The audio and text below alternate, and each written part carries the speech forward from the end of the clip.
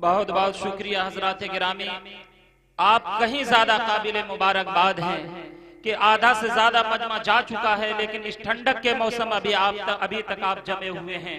اور کیوں جمے ہوئے ہیں؟ اہل اللہ کی محبت میں، علماء کرام کی محبت میں مجھے بھی اور اراکین کمیٹی کو بھی آج بہت ہی خوشی محسوس ہو رہی ہے کہ ہماری اس اسٹیج پر ایک علمی شخصیت جلوہ فکن ہوئی ہے، جو خداداد صلاحیتوں کی مالک ہے، جو صاحب مطالعہ، جو درجنوں کتابوں کے مؤلف و مصنف ہیں۔ میں ایک چھوٹے سے حوالے کے ساتھ حضرت تک پہنچنے کی جسارت کر رہا ہوں کہ شیخ الہند کے ہر دل عزیز شاگرد حضرت مولانا شیخ الاسلام حضرت مولانا حسین احمد مدنی ہیں، جنہوں نے خلافت کانفرنس کراچی میں اس وقت شرکت فرمائی ہے جب انہیں گولی مار دینے کا حکم مل چکا تھا۔ لوگوں کا خیال تھا کہ حضرت مولانا حسین احمد مدنی تشریف نہیں لائیں گے، لیکن لوگوں کی نگاہیں اس وقت پھٹی کی پھٹی رہ گئی جب وہ مرد مجاہد کفن مندوش ہو کر اسٹیج پر آیا اور جلسے کی صدارت فرمائی۔ تو لوگ جلسے کی صدارت فرمائی، حضرت نے انگریزوں کو بلبل اور گولیوں کو گل سے تشبیہ دیتے ہوئے کہا تھا کہ لیے پھرتی ہے بلبل چونچ میں گل، شہید ناز کی تربت کہاں ہے۔ حضرت نے جب یہ شعر پڑھا تھا تو وہاں موجود لوگوں نے آدھے گھنٹے تک مسلسل نعرے بازی کیے۔ اس کے بعد حضرت نے علماء کرام کی قربانیوں اور اپنے ایک فتوے کی طرف اشارہ کرتے ہوئے کہا تھا کہ کھلونا سمجھ کے نہ برباد کرنا، کھلونا سمجھ کے نہ برباد کرنا، کہ ہم بھی کسی کے بنائے ہوئے ہیں، کہ فرنگی کی فوجوں میں حرمت کے فتوے سرے دار چڑھ کے بھی گائے ہوئے ہیں، اور وہ شجر آزادی کے خودے کے سیچا تو پھل اس کے پکنے کو آئے ہوئے ہیں۔ حضرات گرامی، انہی کے نواسے نبی رہے شیخ الاسلام حضرت مولانا مفتی سلمان صاحب منصور پوری دامت برکاتہم العالیہ ہمارے بیچ تشریف فرما ہیں۔ مجھے بھی خوشی ہے، مولانا مراد کو بھی خوشی ہے، شاید کہ اس پورے گاؤں والوں کو خوشی ہے۔ میں حضرت والا سے بڑے ہی ادب و احترام کے ساتھ درخواست کروں گا کہ حضرت کہ آپ کے انتظار میں بڑی دیر سے یہ مجمع ہے، آپ آئیں اپنے ناصحانہ کلمات سے ہم سامعین کے قلوب کو مجلہ و مصفہ فرمائیں۔ الحمدللہ رب العالمین، اشہد ان لا الہ الا اللہ وحدہ لا شریک لہ، وأشهد أن سيدنا ومولانا محمدا عبده ورسوله،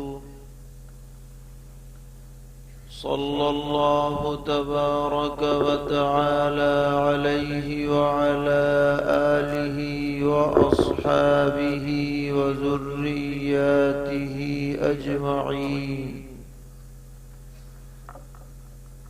أما بعد فأعوذ بالله من الشيطان الرجيم. بسم الله الرحمن الرحيم. ولا تهنوا ولا تحزنوا وأنتم الأعلون إن كنتم مؤمنين. صدق الله مولانا العلي العظيم. معزز علماء کرام، بزرگوں اور بھائیوں، اور جہاں تک یہ آواز پہنچ رہی ہے ہماری مائیں اور بہنیں، ہم لوگ اس ملک میں قومی اعتبار سے سال میں 2 دن خوشی مناتے ہیں۔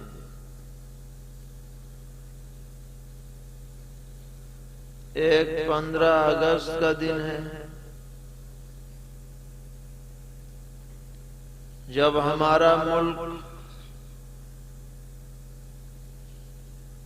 انگریزوں کی غلامی سے آزاد ہوا، اور دوسرے 26 جنوری جب اس ملک میں وہ دستور نافذ ہوا جو دنیا کے جمہوری ممالک میں سب سے بہترین دستور مانا گیا ہے،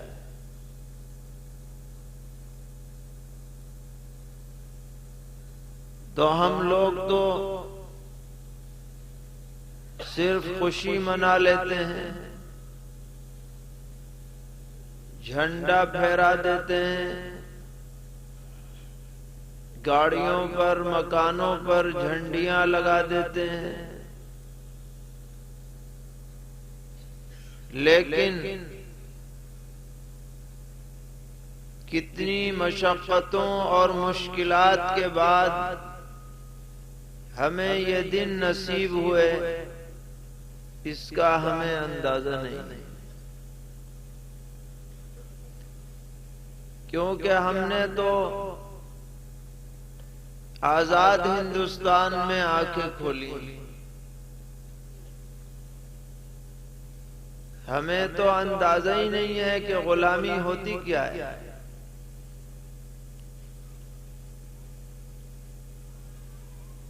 آج سے 100 سال پہلے کا ہندوستان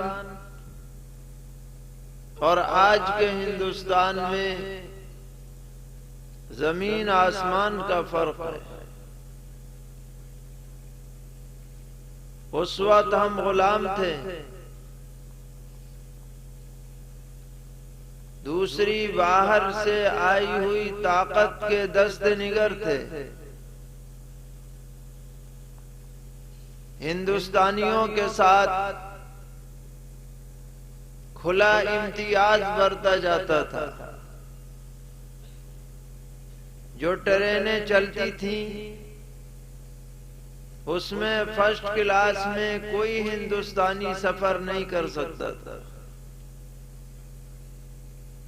بس انگریز کو ٹکٹ ملتا تھا۔ کچھ علاقے ہمارے ملک میں ایسے تھے جہاں انگریزوں کے علاوہ کوئی جا نہیں سکتا تھا، نینی تال، مسوری اور پہاڑی علاقے، وہاں ہندوستانیوں کا ہندوستانی ہونے کے باوجود جانا بغیر انگریز کی اجازت کے بہت مشکل تھا۔ اللہ تبارک و تعالی نے ہمیں آزادی کی نعمت عطا فرمائی، اس پر ہمیں شکر بھی بجا لانا ہے، اور ان بزرگوں کی قربانیوں کو یاد بھی کرنا ہے کہ جن کی مسلسل جد و جہد سے اللہ تعالی نے اس ملک کو آزادی سے نوازا ہے، اور یہ ملک سارے عالم میں اپنا ایک خاص امتیاز رکھتا ہے، اور وہ امتیاز یہ ہے کہ دستوری اعتبار سے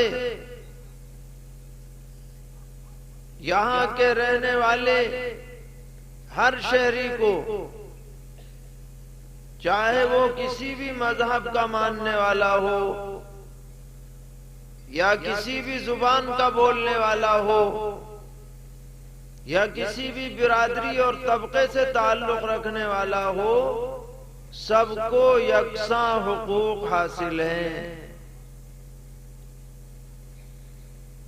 26 جنوری کو جو یوم جمہوریہ منایا جا رہا ہے، وہ اسی دستور کی یاد میں منایا جاتا ہے جس میں یہ لکھا ہوا ہے کہ یہاں کے رہنے والے ہر شہری کو اپنا مذہب اختیار کرنے، مذہبی ادارے چلانے، مذہبی رسومات انجام دینے میں مکمل آزادی حاصل ہے۔ ہندو ہو، مسلمان ہو، سکھ ہو، عیسائی ہو، وہ دستوری اعتبار سے ہندوستانی شہری ہونے کی وجہ سے یکساں حقوق رکھتے ہیں۔ ضرورت اس بات کی ہے کہ جتنی مشکلات سے یہ آزادی ہمیں نصیب ہوئی،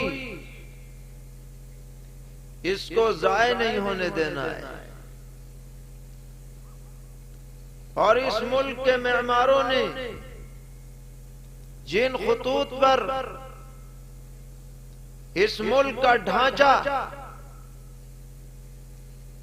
کھڑا کیا تھا، اس ڈھانچے کو کمزور نہیں ہونے دینا ہے۔ اس ملک کی خوبصورتی اسی میں ہے کہ یہاں کے رہنے والے اپنے مذہبی اور ذاتی معاملات میں آزاد ہوں اور قومی معاملات میں ایک دوسرے کے شانہ بشانہ کھڑے ہوں۔ کوئی ملک کی ضرورت ہو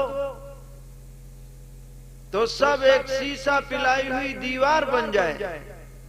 ملک ہمارا ہے، اس ملک کی حفاظت یہاں کے ہر شہری کی ذمہ داری ہے۔ ملک میں امن و امان رکھنا ہو،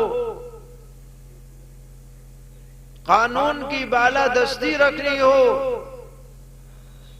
ہر شہری کو اپنی ذمہ داری ادا کرنی ہے۔ یہ کوئی اندھیر نگری چوپٹ راج نہیں ہے، یہ جنگل راج نہیں ہے، یہاں قانون ہے، یہاں دستور ہے، نظام ہے۔ جو بھی معاملات ہیں قانون کے دائرے میں رہ کر انجام دینے۔ اگر اس ملک کا رہنے والا کوئی طبقہ اپنی اکثریت کی بنیاد پر یا طاقت کے زوم میں قانون کو ہاتھ میں لیتا ہے، ہماری نظر میں وہ اپنی قوم کا بھی بدخواہ ہے اور ملک کا بھی بدخواہ ہے۔ اس ملک کی بقا اسی میں ہے کہ سب مل جل کر ایک دوسرے کی عزت اور احترام کرتے ہوئے زندگی گزارے اور اپنے کسی عمل سے دوسرے کی دل آزاری نہ ہونے دے۔ اسلام یہی سکھلاتا ہے، اسلامی تعلیم ہی ہے۔ یہاں تک فرمایا گیا کہ جو آدمی سڑک پر جا رہا ہو اور راستے میں کوئی تکلیف دہ چیز اسے نظر پڑے، کوئی پتھر ہے، کوئی کانٹا ہے، کوئی پھسلن والی چیز ہے، وہ اسے اٹھا کر کنارے رکھ دے کہ چلنے والے کو نقصان نہ ہو جائے۔ فرمایا یہ ایمان کا سب سے کم تر درجے کا شعبہ ہے۔ وَأَدْنَاهَا إِمَاطَةُ الْأَذَى عَنِ الطَّرِيقِ۔ مسلم شریف میں روایت ہے، نبی اکرم علیہ الصلوۃ والسلام نے فرمایا کہ ایک آدمی جا رہا تھا، اس نے راستے میں کوئی تکلیف دہ چیز دیکھی، اس نے اسے کنارے کر دیا۔ فشکر اللہ سعیہ وغفر له، اللہ تعالیٰ کو اس کی یہ خدمت اتنی پسند آئی کہ اسی بات پہ اس کی مغفرت ہو گئی۔ آج ہم دیکھتے ہیں بازاروں میں آپ چلے جائیے، دکاندار اپنی دکان کا سامان سڑک کے حصے میں رکھ دیتا ہے، جس سے بازار کا راستہ تنگ ہو جاتا ہے۔ کوئی دکان پر خریدنے کے لیے آتا ہے، وہ اپنی بائک بیچوں بیچ سڑک پہ کھڑی کر دیتا ہے، جس سے ٹریفک جام ہو جاتا ہے۔ اور بس والے، ٹیکسی والے سواری اٹھانے کے لیے بیچ سڑک پر کھڑے ہو جاتے ہیں، پیچھے جام لگا رہتا ہے۔ ارے بھائی سواری لینی ہے، کنارے کھڑے کرو تاکہ جام تو نہ لگے۔ تمہیں دکان چلانی ہے، سڑک کے حصے کو چھوڑ کر کے سامان رکھو۔ تمہیں کوئی چیز خریدنی ہے، سائیڈ میں اپنی سواری کھڑی کر کے پھر اتر کر کے جاؤ تاکہ راہگیروں کو تکلیف نہ ہو۔ جو مذہب اس حد تک معاشرے کی ایک دوسرے کی دل آزاری سے بچنے کی تعلیم دیتا ہے، اس مذہب کے ماننے والے اگر خود ان تعلیمات کا لحاظ نہ کریں تو کون کرے گا؟ آج اگر یہ بات ہم پیش کریں اپنے پڑوسیوں کے ساتھ، سفر کرنے والے ساتھیوں کے ساتھ، تو ایک اچھا نمونہ، اچھا پیغام دوسروں کے ساتھ سامنے جاتا ہے۔ آپ اچھا کریں گے، دوسرے بھی آپ کے ساتھ اچھا کریں گے۔ چند دن کی بات ہے، میں جہاز میں سفر کر رہا تھا۔ ہماری دائیں طرف ایک فالج زدہ آدمی جس کا ہاتھ اٹھ نہیں رہا تھا، وہ بیٹھا تھا۔ جب کھانا لایا گیا تو اس کی سیٹ کے سامنے بھی ٹرے پہ رکھا گیا، تو ہم نے صرف اتنا کیا کہ کھانے کے ڈھکنے کو کھول کر اور اس کو پیش کر دیا، چمچی پکڑا دی کہ آپ اسے نوش کر لیں۔ بتائیے، بہت معمولی سا عمل ہے، کوئی محنت مشقت کچھ نہیں، مگر صرف اس عمل کی وجہ سے وہ آدمی اس قدر مشکور ہوا کہ کوئی حد نہیں، چلتے چلتے وہ ہاتھ جوڑتا رہا کہ آپ نے میرے ساتھ بڑا احسان کیا، حالانکہ کوئی خاص بات نہیں۔ بات چھوٹی ہوتی ہے لیکن اس کا اثر بہت پڑتا ہے، اچھائی میں بھی اور برائی میں بھی۔ آپ ٹرین میں جا رہے ہیں، کوئی ضعیف آ گیا اور آپ بیٹھے ہوئے ہیں، اس کو جگہ کی ضرورت ہے، آپ طاقتور ہیں، آپ کھڑے ہو جائیے اور اس بڑے میاں کو جگہ دیجیے۔ وہ چاہے کسی بھی مذہب کا ماننے والا ہو، آپ کے اس عمل کی وجہ سے آپ کی محبت اس کے دل میں ضرور آ جائے۔ بتائیے آئے گی یا نہیں آئے گی؟ سرور عالم حضرت محمد مصطفیٰ صلی اللہ تعالی علیہ وسلم نے فرمایا، جو آدمی کسی بڑی عمر کے شخص کی عزت کرے محض اس کے بڑی عمر ہونے کی وجہ سے، بوڑھا آدمی ہے، سفید بال ہے، کمزور ہے، اس کی وجہ سے یہ کھڑا ہو رہا ہے، یہ اس کا احترام کر رہا ہے۔ فرمایا پیغمبر علیہ الصلوۃ والسلام نے، کہ یہ احترام کرنے والا نوجوان اس وقت تک دنیا سے نہیں جائے گا جب تک کہ اس کے ساتھ بھی اس کے چھوٹے ایسے ہی عزت نہ کریں۔ ہم بڑوں کی عزت کریں گے، ہمارے چھوٹے ہماری عزت کریں۔ تو آج اگر ہم اس ملک میں جہاں ہر طبقے کے لوگ رہتے ہیں اپنی ایمانی صفات کے اعتبار سے زندگی گزاریں گے تو انشاءاللہ جس ذلت کا رونا رویا جاتا ہے وہ ذلت عزت میں بدل جائے گی۔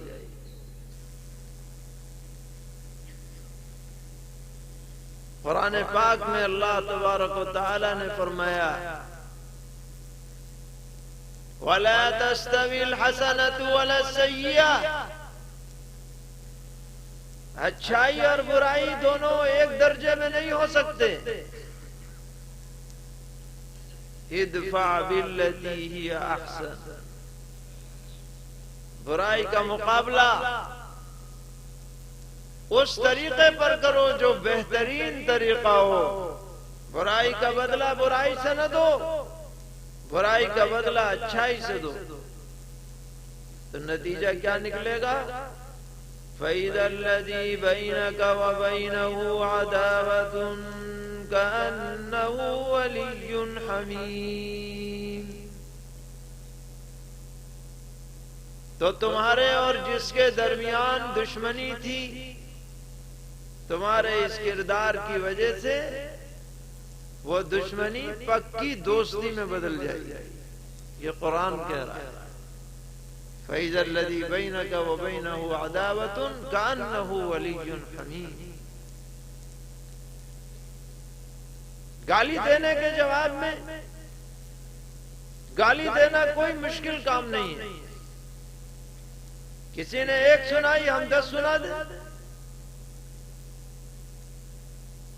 لیکن گالی دینے کے جواب میں صبر کرنا اور اس کے ساتھ حسن سلوک کرنا، یہ ہے کمال کی بات۔ اس کا نتیجہ یہ ظاہر ہوگا کہ اللہ تعالی آپ کو عزت عطا کرے۔ بدلہ لینے سے عزت نہیں آتی، معاف کرنے سے عزت آتی ہے۔ یہ یاد رکھیے، کبھی بھی بدلہ لینے والے کو عزت نہیں ملی، جو معاف کر دے گا اس کو عزت ملتی۔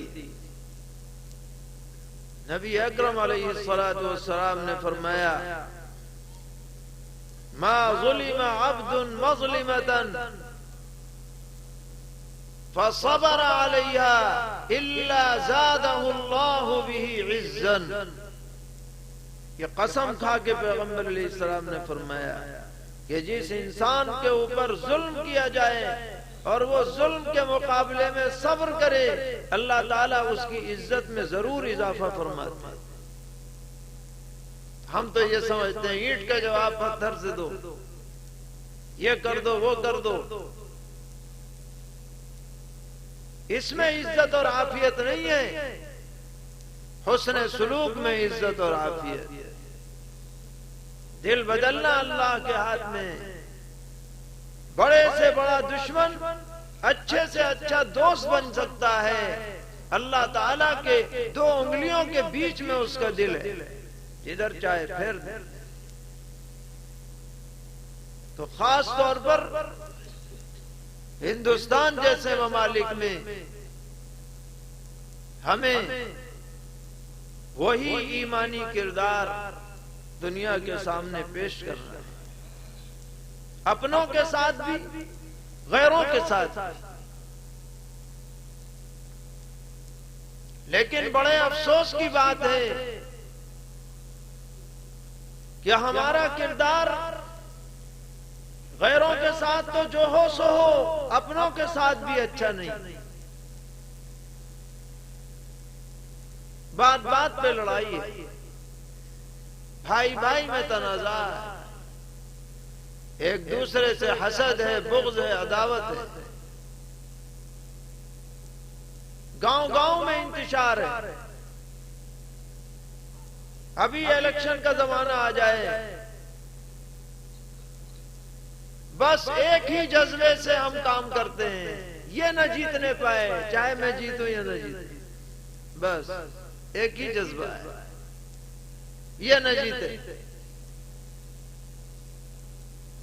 تو سوچ مثبت نہیں ہے. منفی سوچ کے ساتھ جب کام ہوتا ہے تو کامیابی کیسے ملے گی؟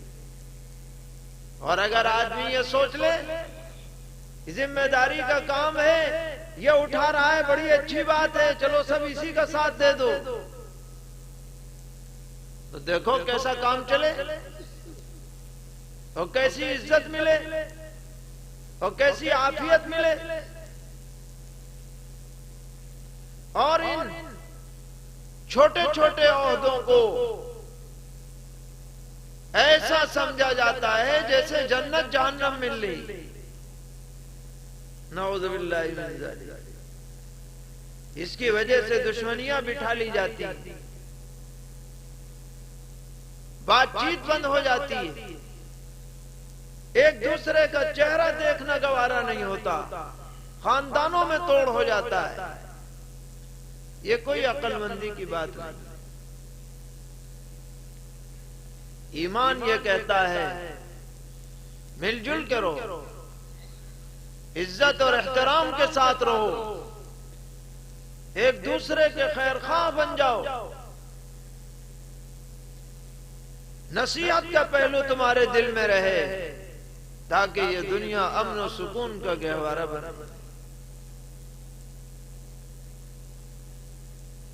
اگر ہم اس راستے پر چلیں گے جہاں بھی رہیں گے اللہ تعالیٰ عزت اور عافیت نصیب فرمائے. قرآن پاک میں یہی پیغام دیا گیا ہے وَلَا تَهِنُوا وَلَا تَحْزَنُوا. نہ تو مایوس ہو، نہ غمزدہ ہو، نہ کمزور پڑو. وَأَنْتُمُ الْأَعْلَوْنَ إِن كُنتُم مُؤْمِنِينَ. تم ہی سربلند رہو گے اگر تم صحیح معنی میں مومن ہو. آج ضرورت ہے کہ ہر سطح پر ایمانی صفات ہمارے معاشرے میں پائی جائے. امانت داری ہو، شرم و حیا ہو، ایک دوسرے کے حقوق کی ادائیگی ہو، عبادات کا جذبہ ہو. بڑوں میں، چھوٹوں میں، جوانوں میں، بوڑھوں میں، مردوں میں، عورتوں میں. تو دیکھیے کیسی بہار آتی. اللہ تبارک و تعالیٰ کے وعدے سچے، ان وعدوں پر یقین ضروری ہے، ذرہ برابر ان میں شک اور شبہ نہیں. اگر ہمیں یقین ہوگا تو ہم اپنا کردار درست رکھیں. آج ہمیں شکایت ہوتی ہے کہ حکومت ہمارے معاملات میں دخل دے رہی ہے.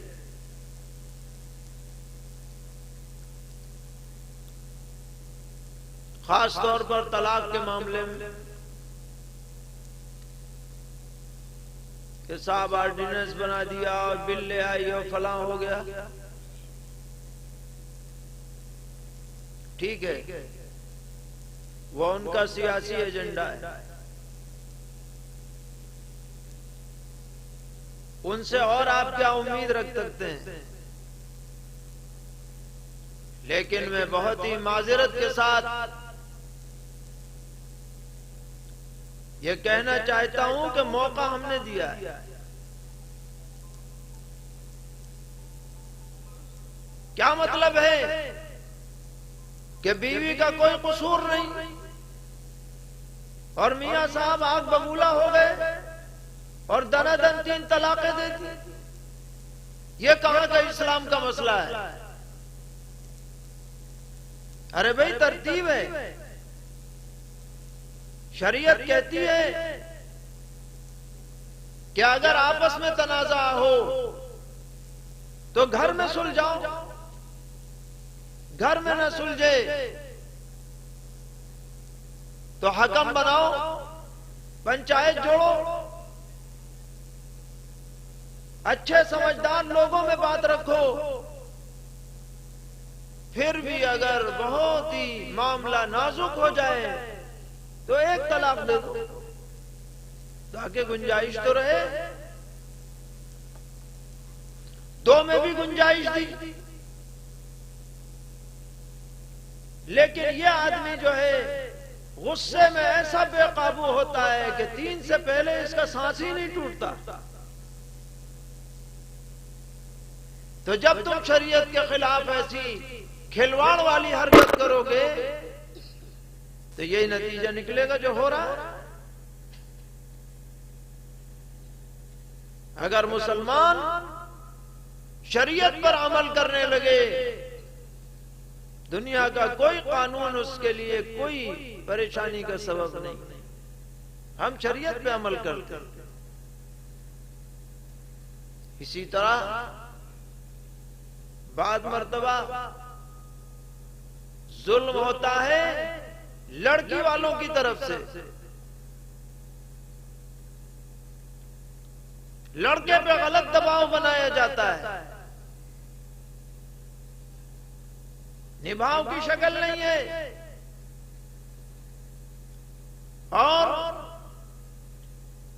نہ بھیج رہے ہیں اور دھمکی دے رہے ہیں طلاق دے کے دیکھو۔ ذرا سی کوئی بات ہو گئی پولیس میں رپورٹ کر دی، شوہر بھی جیل میں، ساس بھی جیل میں، سسر بھی جیل میں، بھائی بہن بھی اس کے جیل میں، اور دل ٹھنڈا ہو گیا بیگم صاحبہ کا۔ یہ بھی ہو رہا ہے۔ حالانکہ اگر دونوں شریعت کے اصول پر چلیں گے کوئی بے عزتی کی بات نہیں۔ بھئی معاملہ مفتیان کے سامنے رکھ دو، یہ صورتحال ہے، نباہ ہو سکتا ہے تو ٹھیک ہے، نہیں تو عزت کے ساتھ اپنا تم بھی خوش یہ بھی خوش۔ الطلاق مرتان فَإِمْسَاكٌ بِمَعْرُوفٍ أَوْ تَسْرِيحٌ بِإِحْسَانٍ۔ کیسا بہترین اصول بتلا ہے۔ یہ 2 طلاق کے بعد یا تو اچھی طرح سے رکھ لو یا اچھی طرح سے چھوڑ دو۔ یہ کیا جوتوں میں دال باٹی جا رہی، کمی ہماری ہے۔ اگر ہم شریعت پہ عمل کریں گے تو اپنی ازدواجی زندگی بھی ہماری کامیاب رہے گی، معاشرتی زندگی بھی کامیاب ہو۔ یہ جو ذرا ذرا سی بات پہ لڑائی ہے یہ اچھی بات نہیں ہے۔ ایک خاندان اگر اجڑتا ہے اور طلاق ہوتی ہے، نسلوں تک اس کے اثرات پڑتے ہیں، چھوٹے چھوٹے بچوں پہ اثرات پڑتے ہیں۔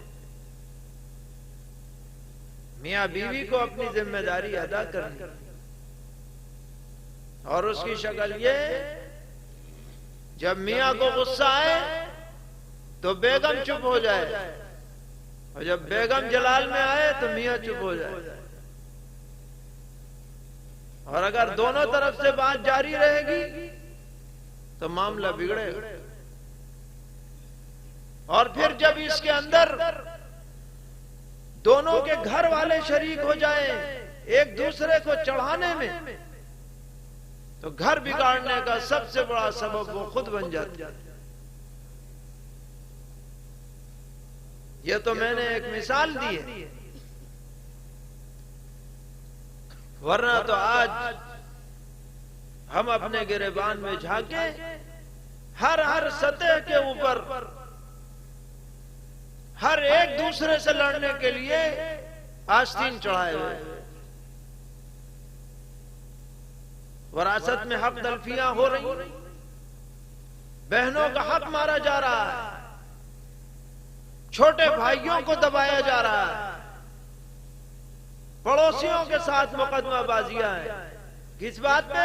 نالی ادھر نکلے گی، پر نالا یہاں گرے گا، راستہ یہ ہے۔ ذرا ذرا تھی بات پہ 20 سالوں سے مقدمے میں پیسے پھونکے جا رہے ہیں۔ یہ کامیاب قوموں کی علامتیں نہیں ہیں۔ ایسی باتوں سے بچنا ہے۔ اپنوں کے ساتھ بھی امن و امان چاہیے، دوسروں کے ساتھ بھی امن و امان چاہیے۔ یہ چونکہ اپنوں کا مجمع ہے اس لیے ہم اپنوں سے کہہ رہے ہیں،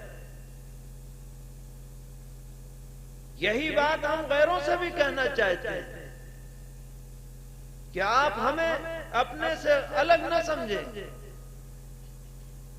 ہم ایک ملک کے شہری ہونے کے اعتبار سے ہم انہی حقوق کے حامل ہیں جو حقوق آپ کو حاصل ہیں۔ ملک کی ترقی میں، ترقی کے مواقع میں سب کو یکساں مرتبہ حاصل ہو تو ملک زیادہ ترقی کرے، امن و امان قائم رہے، ہر طبقے اور ہر مذہب کے لوگ قانون کی بالادستی قائم رکھیں، اپنے کسی عمل سے دوسرے کو تکلیف نہ پہنچائیں، تو انشاءاللہ اس جمہوریت کو کوئی توڑ نہیں پائے گا۔ اور اگر اس پر کنٹرول نہیں ہوا اور قانون اور دستور کو نظر انداز کر کے کارروائیاں کی گئیں تو ملک کی اجتماعیت باقی نہیں رہ پائے گی۔ اللہ تعالی ہم سب کو ایمانی صفات اپنانے کی توفیق عطا فرمائے، شرور اور فتن سے حفاظت فرمائے، اپنی رضا اور خوشنودی سے مالا مال فرمائے، اس جلسے کو بھی قبول فرمائے، اس علاقے پر بھی رحمتوں کا نزول فرمائے۔ وآخر دعوانا ان الحمد للہ رب العالمین۔ دعا تو حضرت کو کرنی چاہیے۔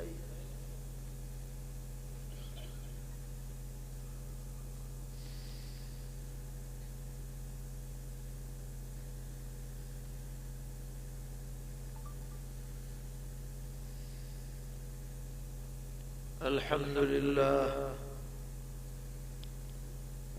لله حمدا طيبا كثيرا دائما مباركا ملء السماوات والأرض وملء ما بينهما وملء ما شاء من شيء بعد۔ اللهم صل وسلم وبارك وترحم وتحنن على سيدنا وحبيبنا وشفيعنا ومولانا محمد وعلى آل سيدنا وحبيبنا وشفيعنا ومولانا محمد كما صليت وسلمت وباركت وترحمت وتحننت على سيدنا إبراهيم وعلى آل سيدنا إبراهيم إنك حميد مجيد۔ الہ العالمین ہم سب کے گناہوں کو معاف فرما، ہماری غلطیوں سے درگزر فرما، گناہوں کو معاف فرما، عیوب کی ستر پوشی فرما، اپنی رضا اور خوشنودی سے مالا مال فرما، دین پر زندگی، دین ہی پر موت عطا فرما، اس مجمع کو بے حد قبول فرما، تمام حاضرین کی جائز حاجات کو پورا فرما، اس علاقے پر رحمتوں کا نزول فرما، یہاں کی مسجدوں کو نمازیوں سے آباد فرما، یہاں کے بچوں بچیوں کو دینی تعلیم سے بہرور فرما، ہر قسم کی غلط عادات و رسومات سے ہمارے معاشرے کی حفاظت فرما، صفات حمیدہ سے آراستہ فرما، صفات رذیلہ سے حفاظت فرما۔ الہ العالمین پیغمبر علیہ السلام نے جو کچھ بھی اچھی باتیں آپ سے مانگی ہیں وہ سب ہمیں بھی عطا فرما، اور جن شرور سے پناہ چاہیے ان سب سے ہمیں بھی پناہ نصیب فرما۔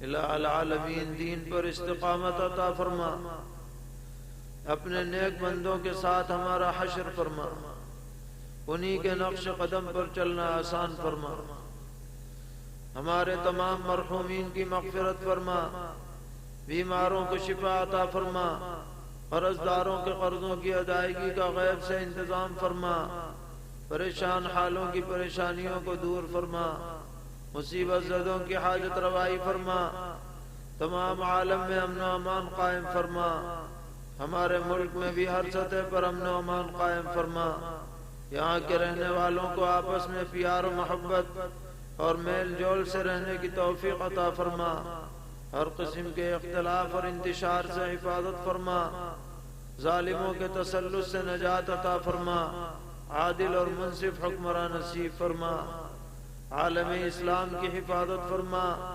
حرمین شریفین کی حفاظت فرما، ہمارے اساتذہ، والدین، مشائخ، اعزاء، اقرباء، محبین، متعلقین، محسنین، معاونین سب کے لیے خیر کے فیصلے فرما، ہماری نسلوں میں دین و ایمان کی بقا کے فیصلے فرما، ناقص کاموں کو مکمل فرما، بگڑے ہوئے کاموں کو درست فرما، زندگی میں خیر والے اعمال زیادہ سے زیادہ کرنے کی توفیق عطا فرما، ہر قسم کے موذی امراض سے ہم سب کی حفاظت فرما، نہ ہمیں کسی پر بوجھ بنا، نہ ہمارے اوپر کسی کا بوجھ ڈال، عافیت والی زندگی، عافیت والی موت، عافیت والا آخرت کے مراحل عطا فرما،